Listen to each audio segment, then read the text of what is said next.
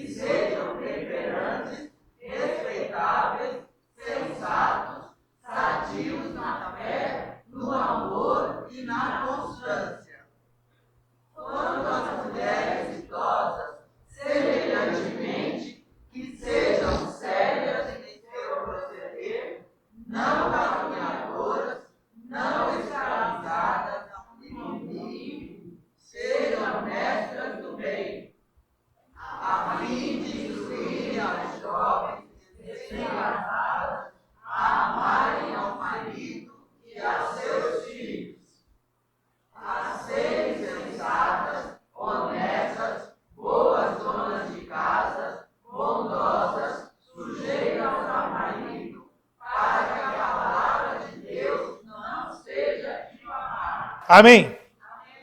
Se tivesse uma feminista aqui, ela ia ficar louca com esse texto. O movimento feminista detesta esse texto. Detesta esse texto da palavra de Deus.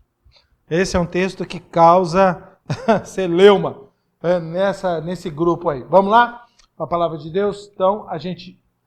Que tipo de mulher a igreja deve ter? Então, nós tratamos... Na primeira parte, nós tratamos das mulheres idosas, que é o que está no verso de número 3. Tito 2:3. As mulheres idosas sejam semelhantemente, sejam sérias no seu viver. Lembra? Ele tá estruturando a igreja. Paulo está escrevendo para Tito. Tito está estruturando a igreja na Grécia. Está convertendo as pessoas para a igreja. E aí as pessoas, ele está dando uma instrução, como é que ele deve orientar os homens mais velhos. Ele começa a orientar agora as mulheres mais velhas que estão vindo para a igreja. É lógico que muitas mulheres, assim como nessa época aqui, muito mais mulheres frequentam as igrejas, né? Então existe uma estatística, 80% da igreja cristã é composta por mulheres. Tá? Então as mulheres é a maioria dentro das igrejas evangélicas.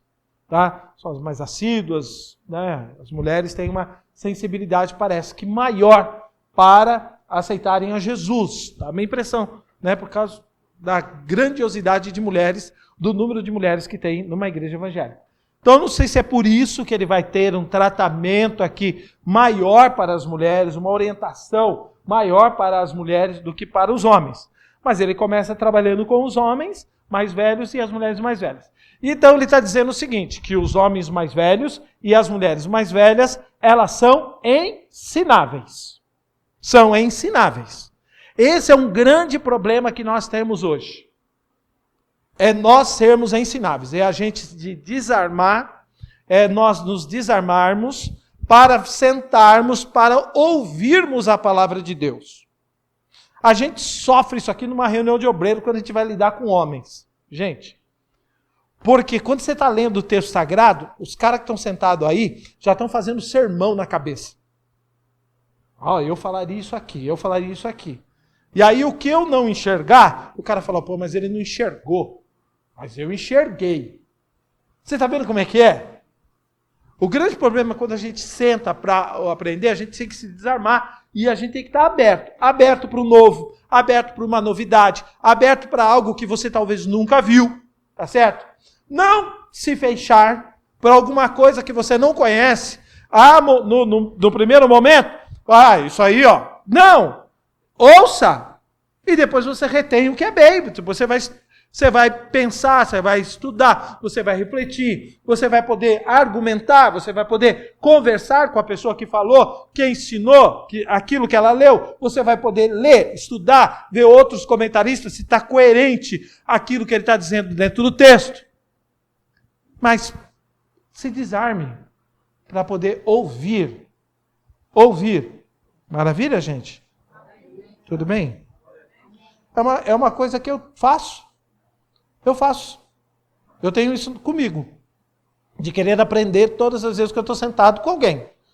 Seja a pessoa que for, falar, irmã, irmão, seja onde eu estiver, seja na questão profissional, seja na questão familiar, num bate-papo. Gente, um bate-papo com uma pessoa, uma conversa com uma pessoa, uma conversa trivial, uma conversa, sabe, sem ser às vezes de coisa de Bíblia. Gente, a gente pode tirar coisas extraordinárias. Nós podemos conhecer uma palavra nova, nós podemos conhecer algo novo que a gente não sabe, que a gente nunca ouviu, que a gente não tem o entendimento daquele assunto.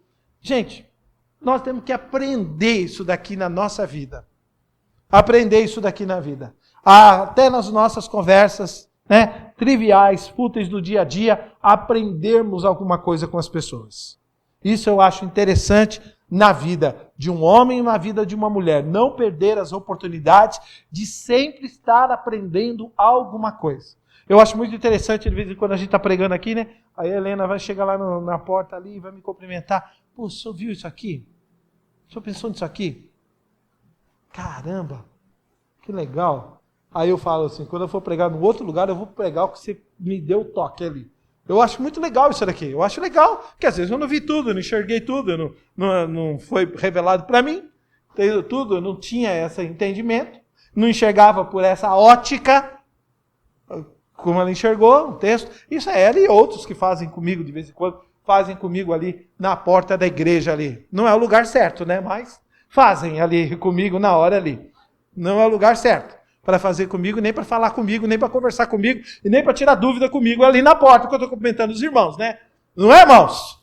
Não queira falar um assunto sério comigo ali na porta, cumprimentar e ficar meia hora parado olhando para minha cara, fazendo pergunta e conversando comigo, só tem que cumprimentar todo mundo da igreja. Não é a hora.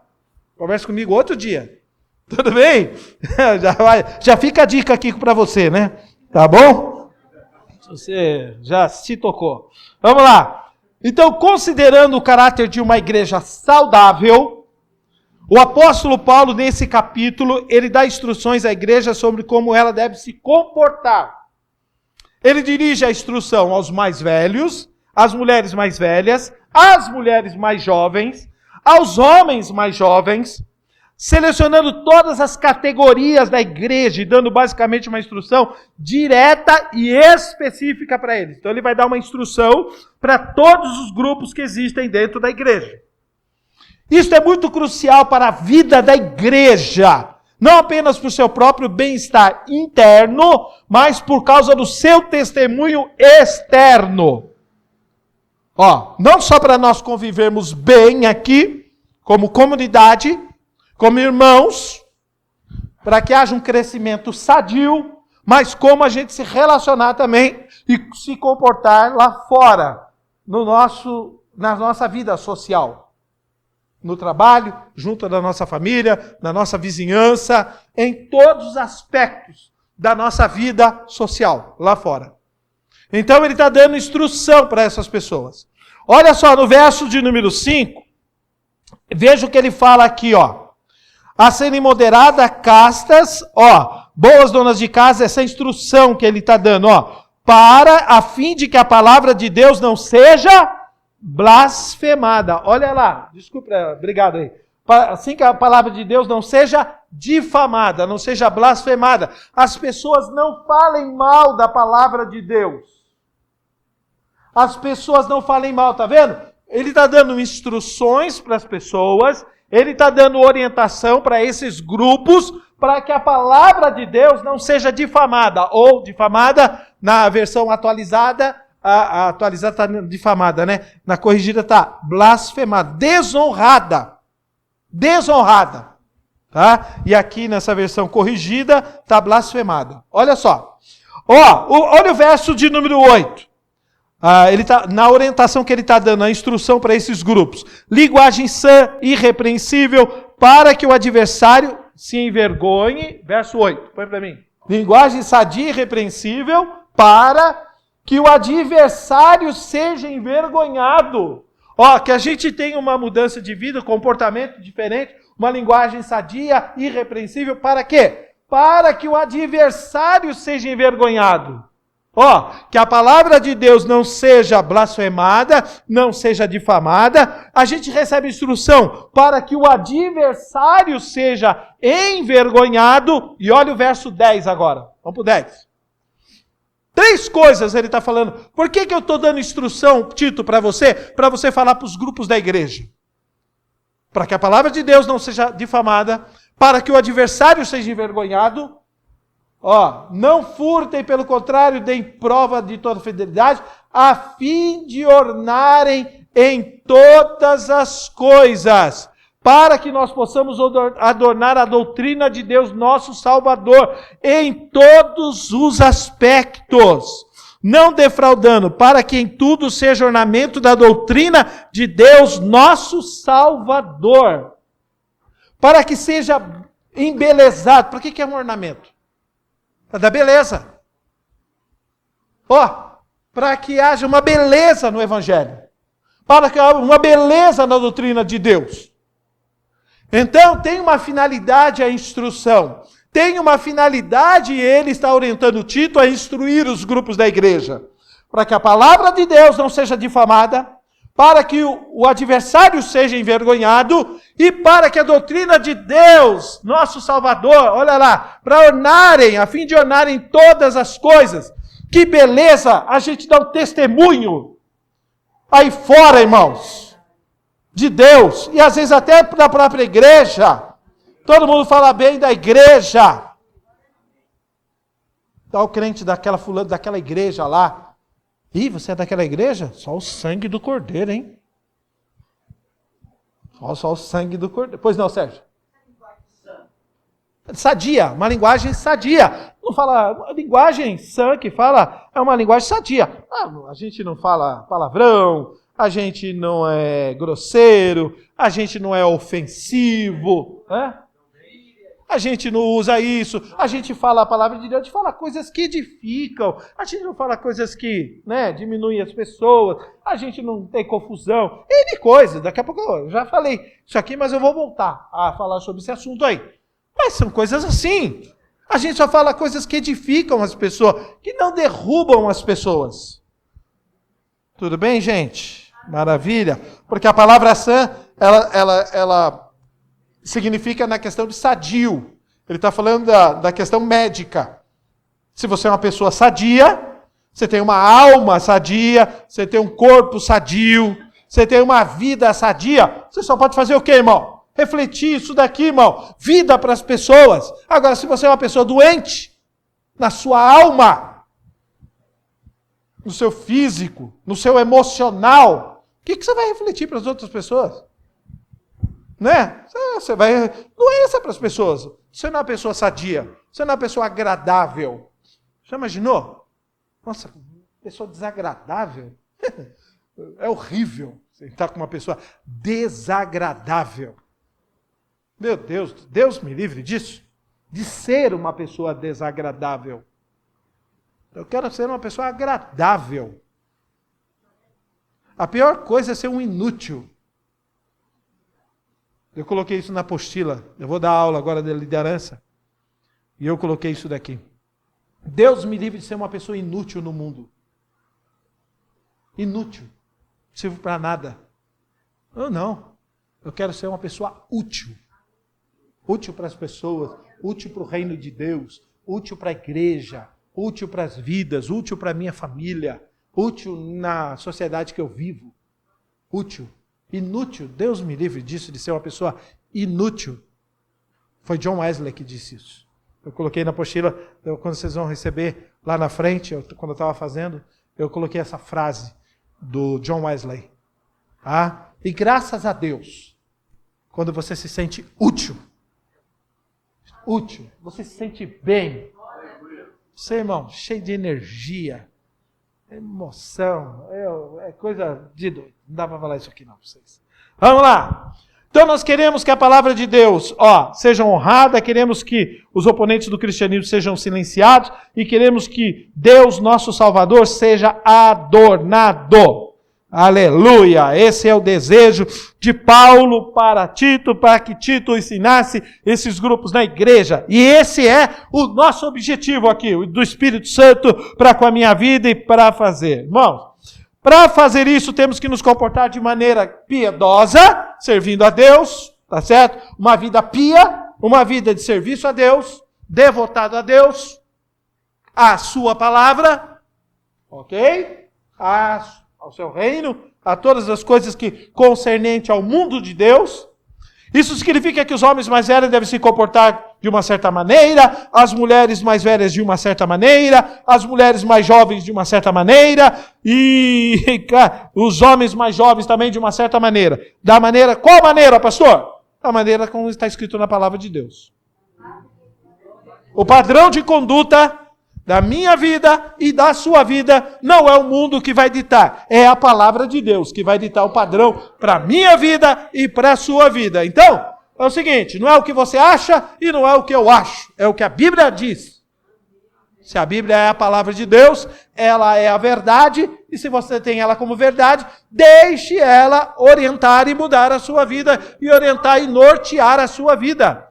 Eu quero que... Pastor, queria que Deus falasse comigo. Leia a Bíblia e Deus vai falar com você. Como é que ele deve que seja a sua conduta? Deve ser a nossa conduta. Amém? Posso ouvir um amém? Glória a Deus. Estão dispostos a isso, irmãos? Olha lá, hein? Só o sangue do Cordeiro, hein? O sangue de Jesus tem poder. E assim, ao longo deste capítulo, estamos analisando coisas que identificam o caráter de uma igreja saudável. Saudável internamente e saudável em relação ao seu testemunho lá fora. Vamos lá. Vamos entrar aqui. Os dois juntos. Uma igreja doente, interna, terá um testemunho doente. E, portanto, é muito importante olharmos para essas instruções práticas que estão aqui no texto. Amém, amados? E aí ele está dizendo aqui, que uma das grandes responsabilidades das mulheres mais velhas é ensinar as mulheres mais jovens. E é muito específico o que elas devem ensinar. O que é que as mulheres mais velhas devem ensinar às mais jovens? Irmão, minha filha não vai ouvir. Fale. Não, mas os jovens não vão ouvir. Fale. A sua função é falar, é ensinar. Sentado na mesa, na hora que está fazendo a comida, na hora do café da manhã, na hora que você está andando no parque, na hora que você está no restaurante, comendo, na hora que você está andando no shopping, tal. Dê uma instrução para as mais jovens e para os mais jovens. Tudo bem? É a grande oportunidade da nossa vida, de ensinar. Está assistindo um filme, está lá o menino que beijou uma, está lá o menino que beijou outra. Falou, filho, esse é o padrão do mundo. Mas esse não é o padrão de Deus. A menina ficou com aquele, não gostou, daqui a pouco ficou com aquele outro, aí ficou com aquele outro, e a sua filha está assistindo, e você está do lado dela assistindo também, você sabe que não é, mas você tem que dar a sua opinião. Esse não é o padrão de Deus. Esse não é o padrão de Deus. Lembra que eu falei semana passada? Tem mulheres frustradas que queriam ter beijado 10. E hoje incentivam as filhas a beijarem 10. Mas porque você é frustrada, que você não beijou 10, aí sua filha beija 10. Ah, deixa ela, tadinha. É que você é frustrada que você não teve a oportunidade, né? Isso é padrão do mundo. Isso não é padrão da igreja. Padrão da igreja não. Padrão da palavra de Deus. Comportamento da palavra de Deus. Ensinarem as pessoas a serem castas. Que é isso aqui, irmão? Estou vendo aqui época que nós estamos vivendo. Ah, não, mas hoje é normal, né? Hoje é o mundo que a gente está vivendo hoje. O que tem a ver o mundo que nós estamos vivendo hoje? Nós estamos no mundo, mas do mundo nós não somos. Tem pouco aleluia e tem pouco glória a Deus. Não tem problema. E os aleluia e o glória a Deus são sem intensidade. Mas não tem problema nenhum. Mas a palavra de Deus continuará sendo verdade. Passarão os céus e a terra, mas as minhas palavras não vão te passar. A gente pode passar a mão na cabeça dos nossos filhos, a gente pode passar a mão na cabeça dos nossos netos, eles fazem coisas erradas. Irmão, a gente pode até passar a mão na cabeça, a gente sabe qual é a verdade. A gente sabe qual é a verdade. A verdade está aqui, ó. É a palavra de Deus.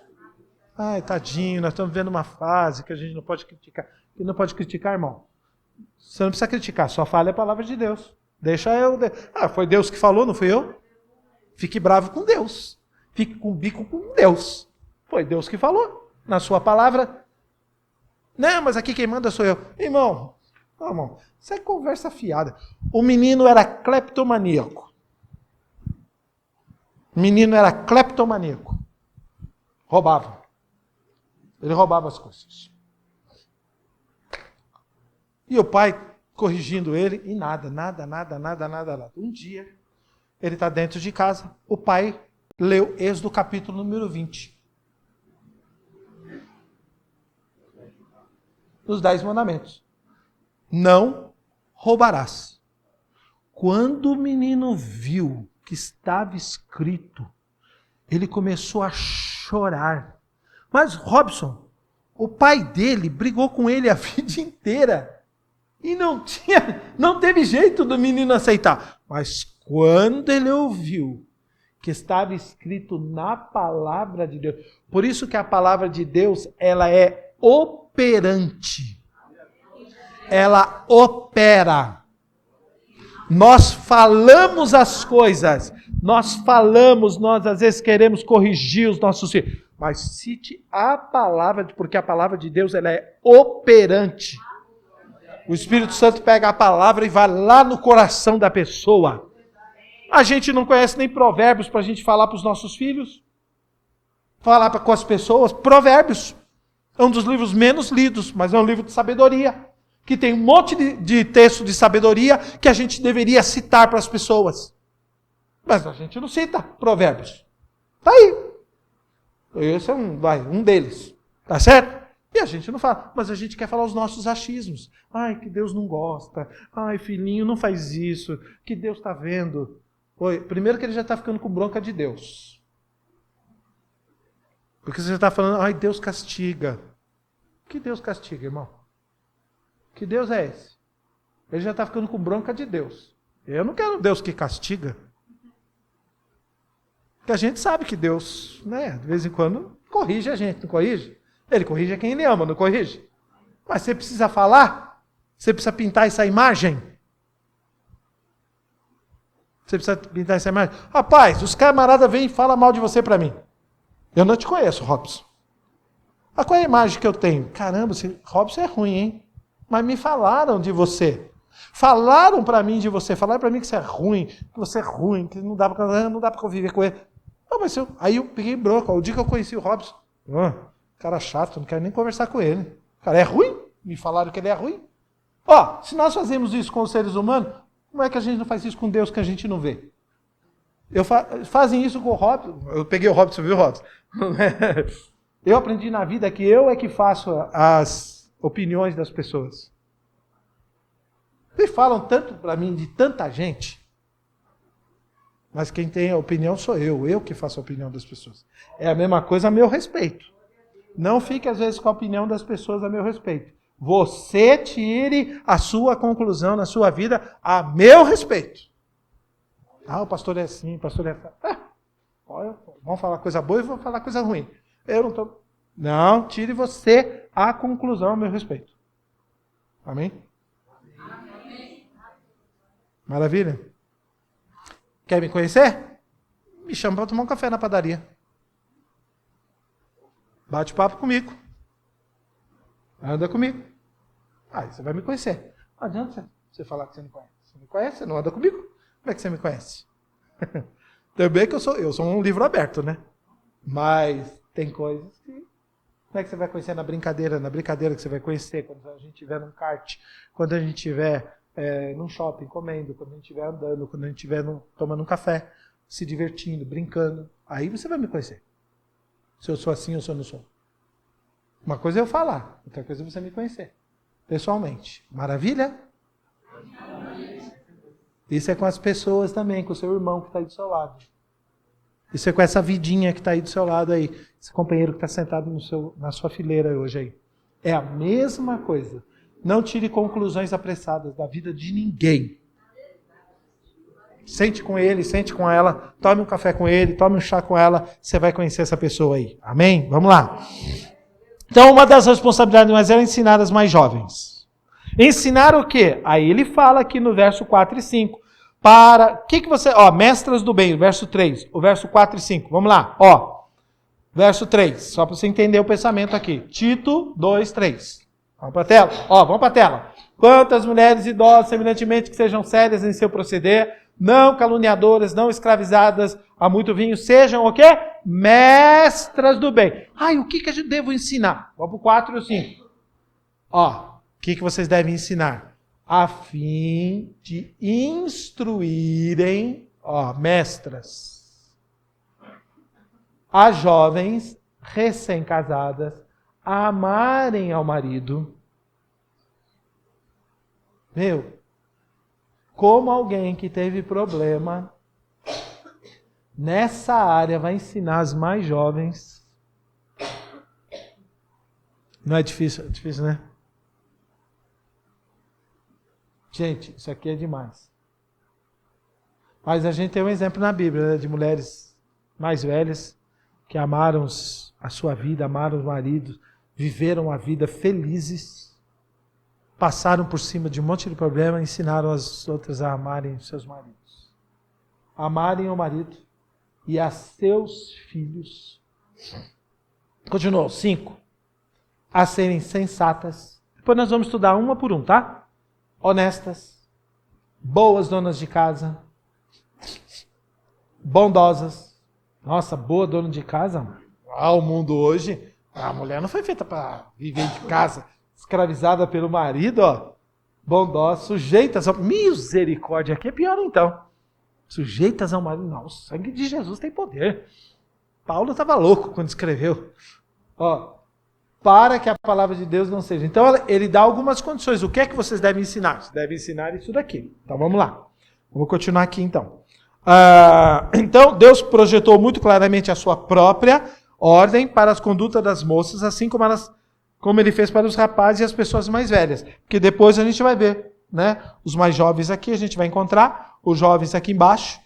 Ok? Depois nós vamos encontrar os empregados, aqui os servos, mas ele está dando orientação. Deu para os velhos, deu para as mulheres mais velhas, vai dar para os jovens, homens e mulheres, jovens. Depois ele vai falar para os empregados também, tá?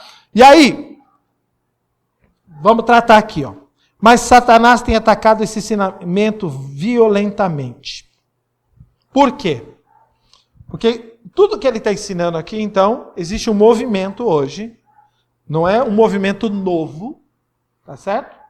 Um movimento que começou lá na França. E depois ele tomou uma certa pujança nos Estados Unidos, no ano de 1970.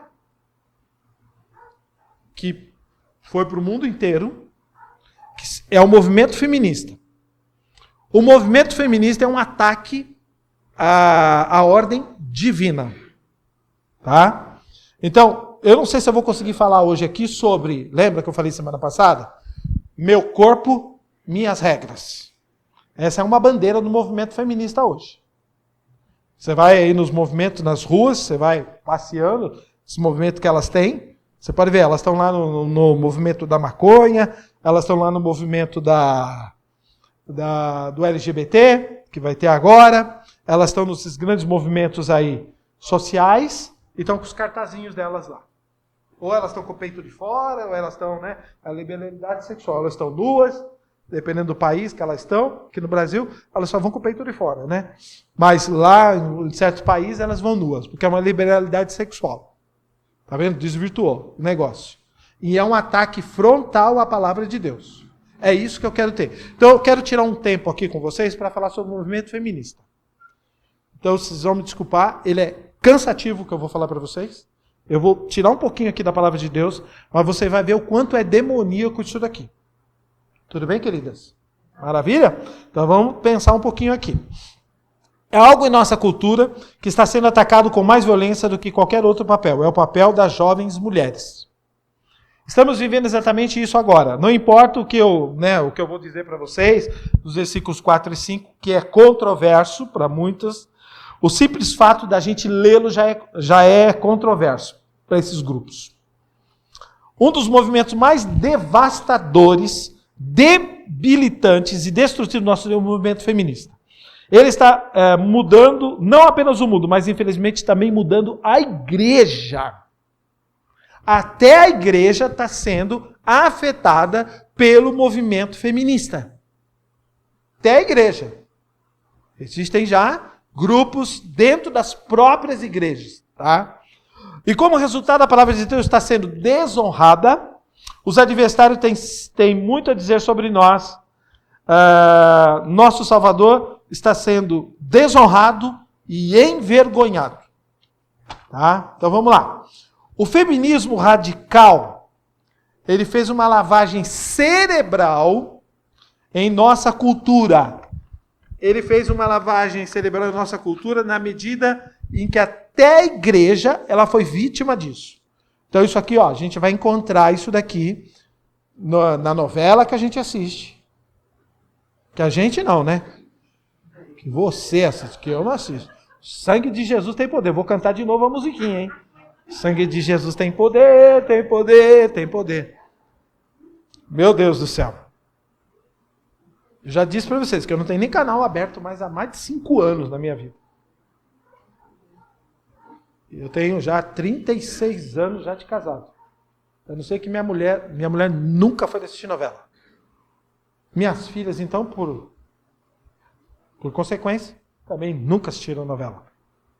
Eu também, eu assisti novela quando eu estava com a minha mãe, porque minha mãe era fã de novela. Eu namorava com ela, minha mãe assistia, meu pai assistia, então a gente assistia junto. Não tinha o que fazer. Ou era Silvio Santos, de domingo, né? Vocês eram de Silvio Santos do domingo? Meu Deus, era o dia inteiro o Silvio Santos, vocês são dessa época? Então tem gente da minha época aqui, tem? Louvado seja o nome do Senhor. Graças a Deus, não estou sozinho, gente.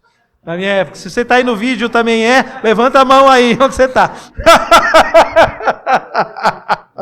Gente, mas é verdade. No domingo era novela a semana inteira, até sábado, né? De segunda a sábado, e domingão era o Silvio Santos, não era isso? Então, Chacrinha também, eu também sou dessa época aí, olha. Tô ficando velho mesmo, irmão. Meu Deus. Fala a verdade. Não fica lembrando coisa ruim, meu irmão. A gente lembra cada coisa, né, que a gente assistia que só o sangue do cordeiro. Hoje a gente não assistiria mais, né? Mas, gente, infelizmente, ó, a televisão, os canais de streaming agora estão fazendo isso daqui. O Instagram que a gente está tendo aí, que a gente tem acesso, tá certo? O YouTube, toda essa rede social, toda essa informação que nós estamos recebendo da sociedade, do mundo todo que a gente está vivendo hoje, tá? Infelizmente, nós estamos sendo atacados. É uma lavagem cerebral que está sendo feita, principalmente no meu caso aqui hoje, é as mulheres. As mulheres, principalmente as mulheres mais jovens. Líderes de igreja, teólogos, professores de teologia, que deveriam ser profundos nas escrituras, bem como leigos na igreja, compraram as mentiras feministas. Estão comprando as mentiras feministas. Tá? Então, está vindo uma avalanche para nós, tá certo? Até dentro da própria igreja, o mundo está mandando isso e a igreja está aceitando e estão comprando essas ideias, tá certo? Existem até organizações que se dizem cristãs, evangélicas, que defendem veemente uma agenda feminista. Tá? Uma coisa é feminista, outra coisa é ser feminina. Outra coisa é ser feminina. Outra coisa é ser feminista. Líderes da igreja, teólogos, professores de teologia, então, estão comprando essas mentiras. Existem até organizações cristãs. O casamento e a família, que são os principais alicerces da ordem social e moral, a família, ela é a base da sociedade, não é? E da igreja também, não é? Que a igreja é constituída de famílias. Se não tiver famílias, também não tem igreja. Então, a sociedade é um reflexo da igreja. E a igreja é um reflexo da sociedade. Tem as famílias. Elas estão em ruínas no nosso país. E o futuro é ainda pior que o presente. Infelizmente, né? Hoje não tem as famílias modernas? A family, modern family, né? As famílias modernas. Casal de 2 pessoas, tem um filho, tá certo? 2 mulheres têm uma criança, 2 camaradas têm uma criança, e eles estão chamando isso de família moderna. Hoje é trissal, o cara mora com 2 mulheres. Caramba! Isso é falta de amor, né? A pessoa não ama ninguém, né? Não ama ninguém. Isso virando família moderna.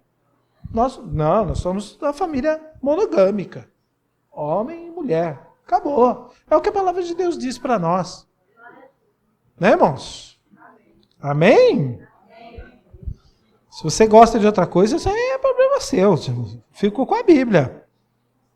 Casamento e a família, que são os principais alicerces da ordem social e moral, estão em ruínas. Cristãos desavisados, crentes desavisados, não apenas em igrejas liberais, mas em igrejas evangélicas. Cristãos enganados e são ensinados, e não ensinados, estão sendo vítimas dessa agenda, principalmente aonde? Na universidade. A universidade que os nossos filhos estão indo é um grande problema. Ela está dominada pelo socialismo, ela está dominada pelas ideias marxistas. O que acontece? Contra a família e o que eles puderem ensinar aos nossos filhos. Por isso que existe uma estatística.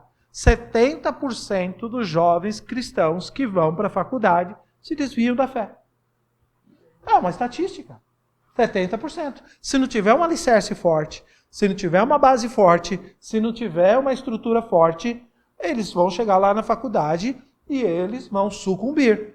Eles vão aceitar toda a informação que eles derem lá, na faculdade. Por isso que se desviam. Então, a nossa oração é para que haja faculdades que são cristãs. Que sejam cristãs. As igrejas têm que ter faculdade. As nossas igrejas, a nossa igreja que é tão grande, hoje nós temos a nossa faculdade. A Assembleia de Deus, né, lá do Belenzinho, tem faculdade. Você faz administração, acho que você faz psicologia, não sei quais são os cursos que eles têm, mas tem a nossa Assembleia de Deus já tem faculdade. Você pode fazer a faculdade lá. Entendeu? Não tem todos os cursos, mas existem outras, né, outras faculdades em Curitiba, né, as igrejas lá têm suas faculdades. Porque, meu Deus, nós precisamos ter colégios cristãos, colégios que tenham cunho cristão. Infelizmente, hoje nós estamos assim. Senão os nossos filhos serão bombardeados por esse pensamento, por essa ideia. Tá? Então, essa é uma das ideias. E o mais triste é que a maioria de nós não tem ideia de onde isso vem. A maioria de nós não tem ideia de onde isso vem. Estamos totalmente alheios. A gente não vai atrás, a gente não lê, a gente não estuda e a gente não se prepara para esse mundo que a gente está vendo aí. Muitos de nós pensam que são apenas muitas mulheres que realmente querem alguma libertação e alguma liberdade. E estão cansadas de limpar o chão, de lavar a louça, e querem salários iguais, querem empregos iguais, querem sair debaixo do mundano deveres de se expressar de maneiras mais grandiosas, tá certo? que pensam que pode ir fora de casa. É isso que elas querem. Esse pode ser um componente contemporâneo. Isso não está nem remotamente relacionado ao motivo disso, gente, das mulheres quererem essa libertação. Tem uma força demoníaca por trás de tudo isso. Tem uma força demoníaca. A verdadeira agenda feminista é assustadora. A verdadeira agenda feminista é satânica. E a gente tem que entender isso. Eu vou ler algumas ideias de algumas mulheres que são expoentes desse grupo. Olha o que elas estão dizendo o seguinte, eu vou expressar para vocês hoje aqui alguns pensamentos deles. O que o público vê são mulheres que querem ser livres. De fato, há até um livro publicado por uma editora cristã, escrito por uma mulher cristã chamado Woman Be Free. É mulher, seja livre. No nosso movimento cristão. Feita por uma cristã para as mulheres. Defendendo o feminismo cristão. Dentro do nosso meio. Esse veneno, irmãos, vai surgir dentro do nosso próprio meio. Não tem aí crentes que apoiam o socialismo dentro da... Não tem, nós vimos aí na última eleição crentes que são de esquerda. Totalmente. É um absurdo. Irmãos, isso está no nosso meio. Pastores, entre aspas. Pastores, como é que pode um negócio desse? Nós temos dentro do nosso meio. Não vai ter esse grupo de pessoas? Vai ter, tá certo? Então vamos dar uma olhadinha aqui para nós pensarmos aqui. Então, eu nem coloquei aqui, né, irmão? Coloca ela para mim. Primeiro, o ataque feminista à ordem divina. A verdadeira agenda feminista. É isso que eu quero falar aqui agora com vocês. Deixa eu ajudar vocês a entender um pouquinho essa filosofia que está por trás desse movimento, dando para vocês algumas citações do movimento feminista, para você entender isso, como eles são. Gloria Steinem, a editora da revista Magazine, ela diz, olha só o que ela diz, até o ano 2000, já passou, né? Espero que eduquemos nossos filhos a acreditar no potencial humano, não em Deus. Isso é a frase dela. Frase dela. Uma outra líder feminista radical, que é a Sheila Cronin, que costuma ser citada aí por muitas feministas aí, muitas mulheres, tá, que você vê na mídia, quem está acostumado a ouvir aí, esses grupos aí, você vai ver. Ela diz o seguinte: como o casamento constitui escravidão para as mulheres, é claro que o movimento das mulheres deve se concentrar em atacar esta instituição, o casamento. A liberdade para as mulheres não pode ser conquistada sem a abolição do casamento. Isso é pensamento de uma das líderes do grupo, o movimento feminista. Agora, tem uma declaração do feminismo que foi feita lá nos anos de 1971, quando eles estabeleceram a agenda deles, e eles dizem o seguinte: o fim da instituição, da declaração do movimento feminista, o fim da instituição do casamento é necessário para a libertação das mulheres. Se não houver casamento, irmãos, não tem perpetuação da sociedade. A sociedade tende a terminar. Que é o que está acontecendo hoje.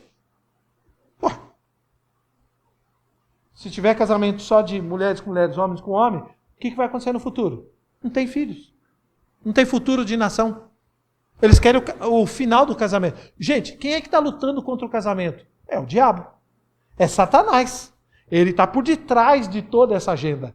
Tem alguém que está influenciando essas pessoas por detrás de tudo isso. É uma coisa satânica. Uma coisa satânica, do diabo. Desde o princípio, gente. Tá vendo? Tá vendo? Isso aqui não é nada novo. Depois a gente vai chegar lá em Gênesis. É desde o princípio. Tá? Então, portanto, é importante na declaração. Portanto, é importante que encoraje as mulheres a deixarem seus maridos e não viverem individualmente com os homens. Olha aí, esse movimento ele prega isso.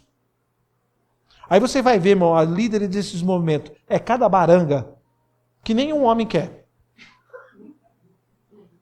O sangue de Jesus tem poder. Falei coisa que não devia. Mas é verdade. Irmão, tem cada traste. Elas encontram homem. Por isso que elas acham que entra nesse grupo aqui, porque não é possível um negócio desse. O sangue de Jesus tem poder. Elas ficam horríveis. É verdade, elas se transformam. É coisa absurda. Toda a história, olha aqui, ó. Toda a história deve ser reescrita em termos de opressão às mulheres. Devemos voltar às antigas religiões feministas, como a bruxaria. Eles citam isso daqui.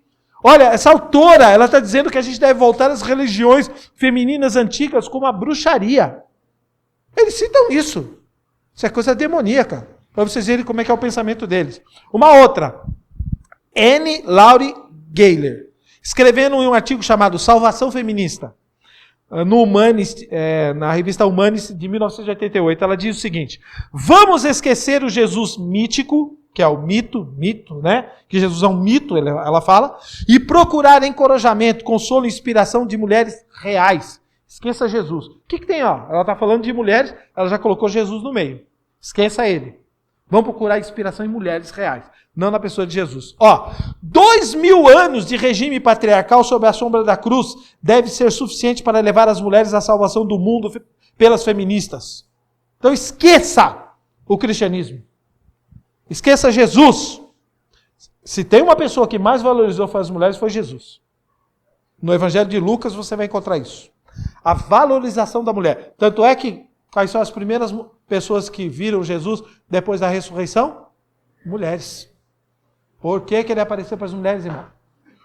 Aí lá veio os homens. Porque elas não aguentam ficar quietas, né? Elas tinham que falar para as pessoas. Mas é nato da mulher. Por que Deus fez isso com a mulher? Por que Deus deu essa capacidade de falar para a mulher? Mais do que a gente. Nós somos racionais, vocês são emocionais. Ele colocou isso em vocês. Isso é nato da mulher. Acabou.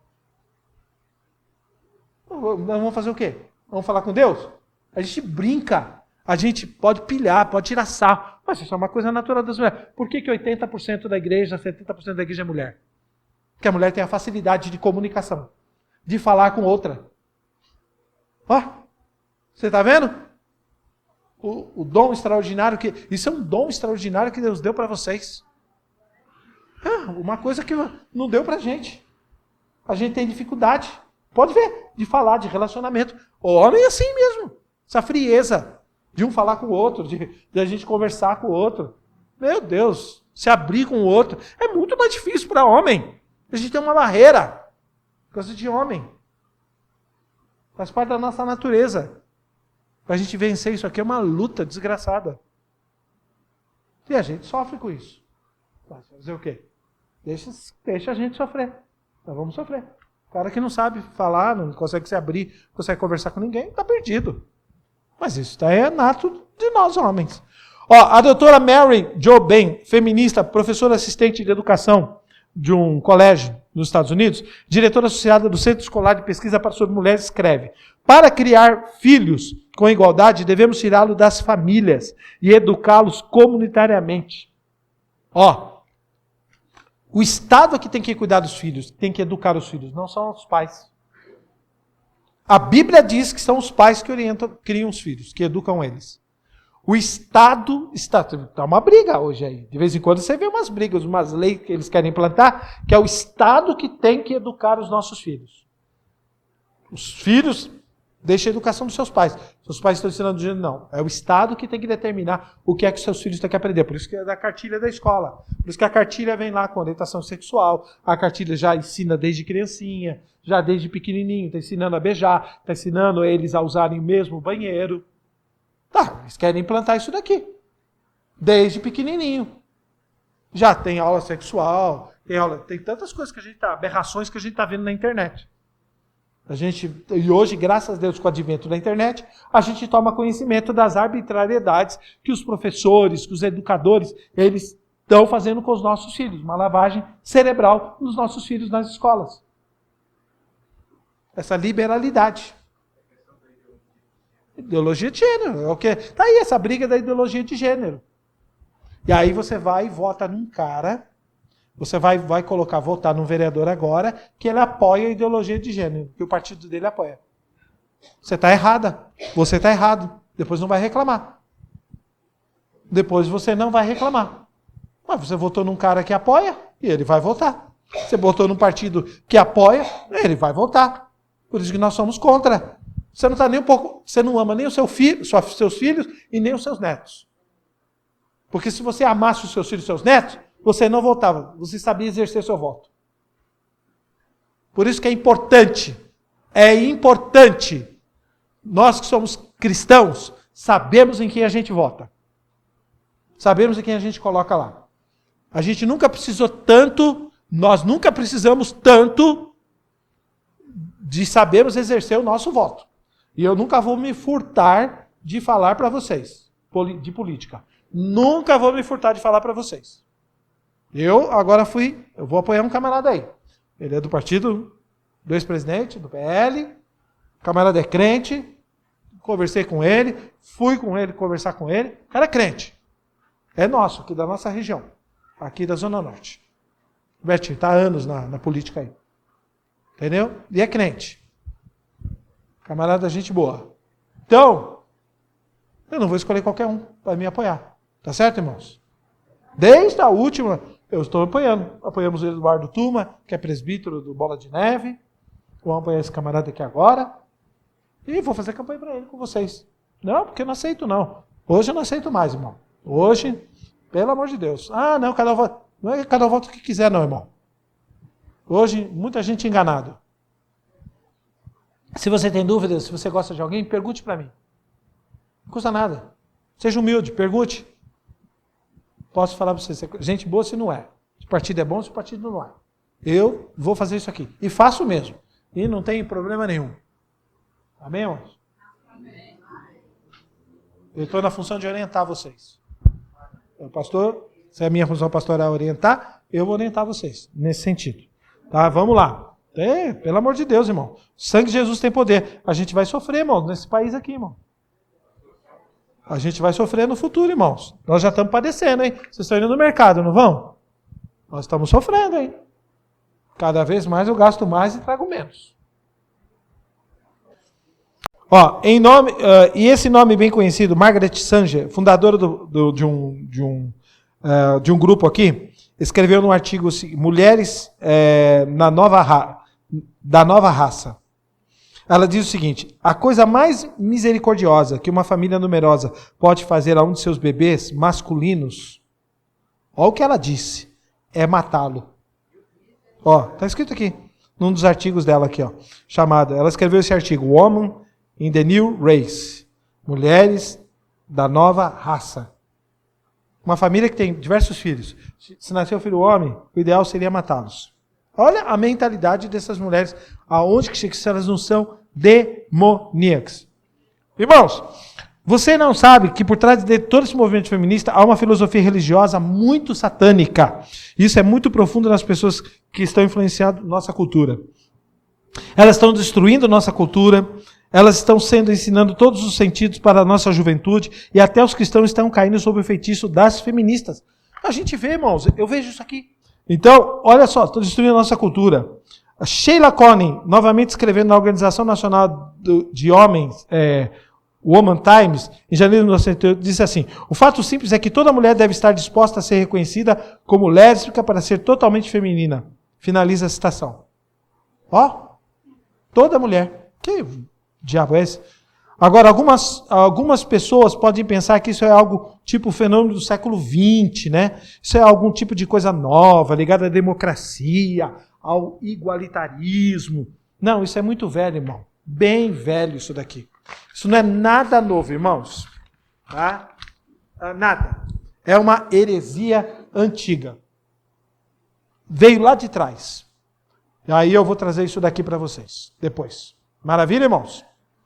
Vocês vão ver como é que eles interpretam, como que eles pegam Eva e como que esse movimento feminista usa a Eva para esse movimento feminista aqui. Os pensamentos dela, a forma com que ela tratou, como ela fez a divisão.